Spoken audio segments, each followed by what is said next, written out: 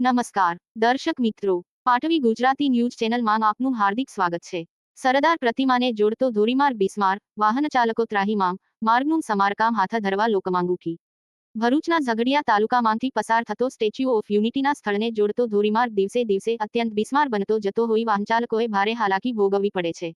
માર્ગનું 4 માર્ગીય નિર્માણ થતા ભરૂચ અને નર્મદા જિલ્લાના આ પટ્ટી પરના વિસ્તારના ગામોની જનતા અને વાહનચાલકો માટે એક મહત્વની સુવિધા ઉપલબ્ધ બની છે.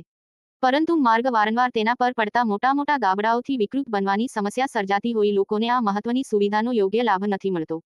હાલ ચોમાસું શરૂ થયું છે ત્યારે ચોમાસાની શરૂઆતે જ તાલુકાના મહત્વના વેપારી મથક ગણાતા રાજપારડી નગરના 4 રસ્તા નજીક એક તરફનો માર્ગ બિસ્મારતાની હદ વટાવી જતા નાછૂટકે વાહનચાલકો રોંગ સાઈડે જવા મજબૂર બન્યા છે.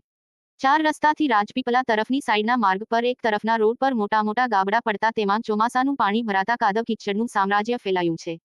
વાહનો તો ઠીક પરંતુ લોકોને પગપાળા ચાલતા જવામાં પણ તકલીફ પડે એટલી હદે માર્ગ વિકટ બનતા લોકો મુશ્કેલીમાં મુકાયા છે.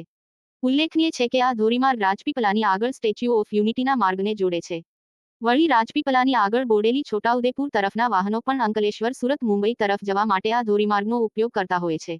માર્ગને 4 માર્ગીય બનાવવાની કામગીરી શરૂ થયા બાદ કેટલોક સમય કામગીરીનું કામ બંધ પડ્યું હતું. તે સમય દરમિયાન જ્યાં માર્ગની કામગીરી પૂરી થયેલ હતી તેવા સ્થળોએ માર્ગ ગાબડા પડીને બિસ્માર બનતા આ ગાબડાઓ લોકો માટે તકલીફરૂપ બન્યા હતા.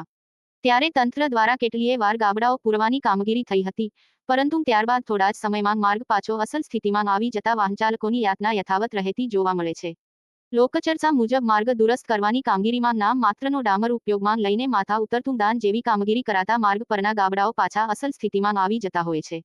હાલમાં ચોમાસાની શરૂઆતે જ રાજપારડી નગરના 4 રસ્તા નજીક એક તરફના માર્ગ પર ગાબડાઓમાં પાણી ભરાતા કાદવ કિચડથી ઉભરાતા આ માર્ગ પરથી વાહનોએ જવું દુષ્કર બનતા નાછૂટકે વાહનચાલકો રોંગ સાઈડે જવા મજબૂર બન્યા છે. આને લઈને અકસ્માતો થવાની સંભાવના પણ રહેલી છે. આમે આ ધોરીમાર્ગ અકસ્માત ઝોન બની રહ્યો છે ત્યારે માર્ગ પરના ખાડાઓ વધુ અકસ્માતોને જાણે આવકારવા બેઠા હોય એવી સ્થિતિ હાલતો સર્જાઈ છે.